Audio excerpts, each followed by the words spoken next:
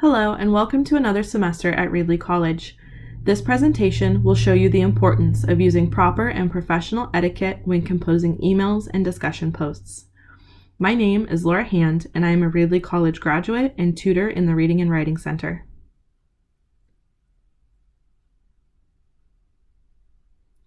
So, what is etiquette and why does it matter? Etiquette is the customary code of polite behavior in society or among members of a particular profession or group. Things to consider. You are a student now, and being a student means that you are part of a professional community that includes your fellow students, your instructors, and all staff associated with your institution. Being a student is also a time of preparation for when you will enter the professional world after graduation.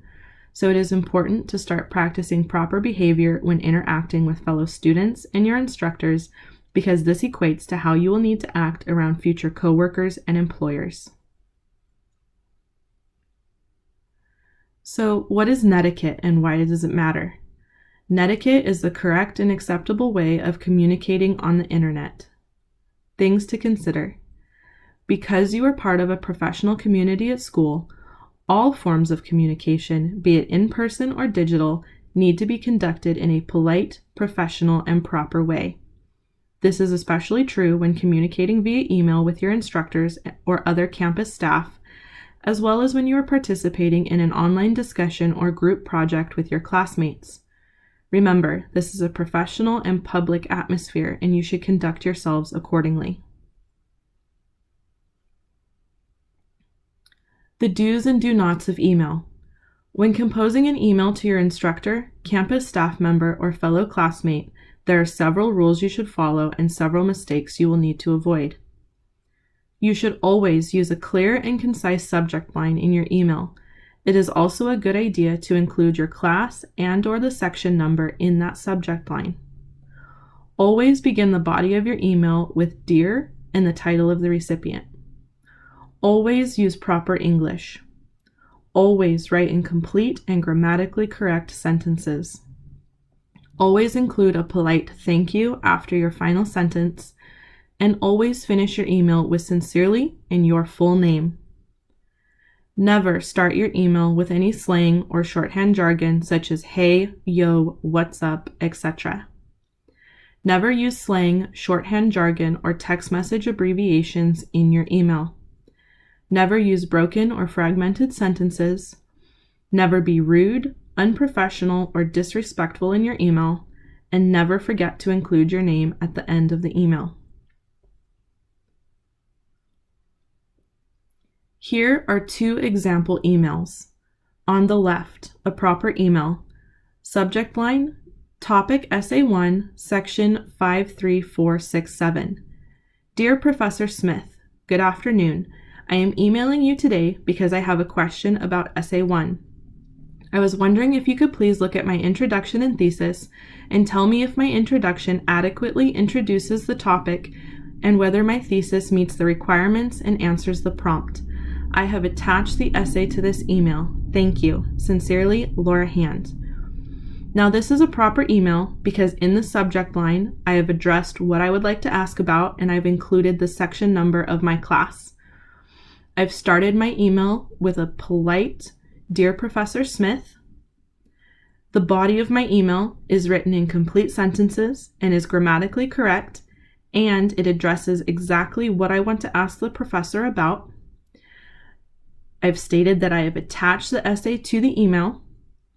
I've included the polite thank you at the end, and I have finished the email with "Sincerely" and my name.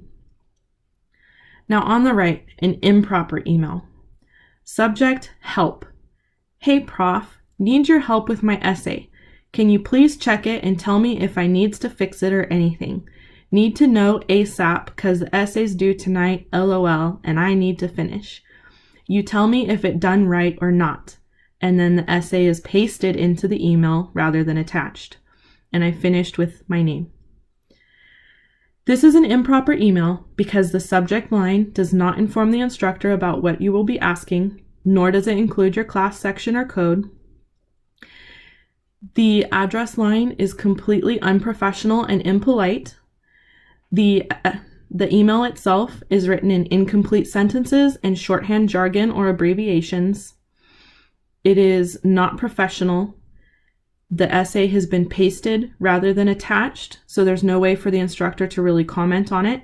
And I have not finished it politely or professionally with a thank you and sincerely my name. Emails like the one on the right, an improper email, will most likely be ignored by your instructor. So, what are the do's and do nots of discussion posts? When composing an online discussion post for your class, there are several rules you should follow and several mistakes you will want to avoid. In your post, always use proper English. Always write in complete, grammatically correct sentences.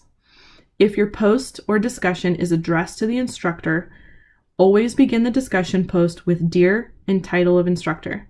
Always include the polite thank you after your final sentence, and always finish your post with "Sincerely" and your full name. If the discussion or response is addressed to a classmate, always begin your discussion post with something polite, such as "Hello" and the name of the classmate, and always finish your post with the polite "Sincerely" and your full name. Never start your discussion post or response with any slang or shorthand jargon such as "Hey, yo, what's up," etc. Never use slang, shorthand jargon, or text message abbreviations in your discussion post or response. Never use broken or fragmented sentences. Never be rude, unprofessional, or disrespectful in your discussion post or response. Never forget to include your name at the end of the discussion post or response. And never post material that is inappropriate, vulgar, or otherwise offensive to either the instructor or your fellow classmates. Here are 2 example discussion posts. On the left, a proper post. Hello, Jane. I agree with your response to this week's topic and think that your insights were very helpful. They gave me a deeper understanding of the text and topic that will be covered in Essay 1. I wanted to add that I think, and then finish your response by adding to the conversation, and finish that with a polite remark such as "Great job" and "Thank you for sharing," and then your full name. An improper post on the right. Hey, I think your idea about the text was dumb and that you didn't get it at all. I didn't agree with anything you had to say because I think, and then more of your opinion here. This is an improper post because it's unprofessional and it's disrespectful to your fellow classmates. Not only that, you will most likely lose points because this kind of post is not appropriate for your class.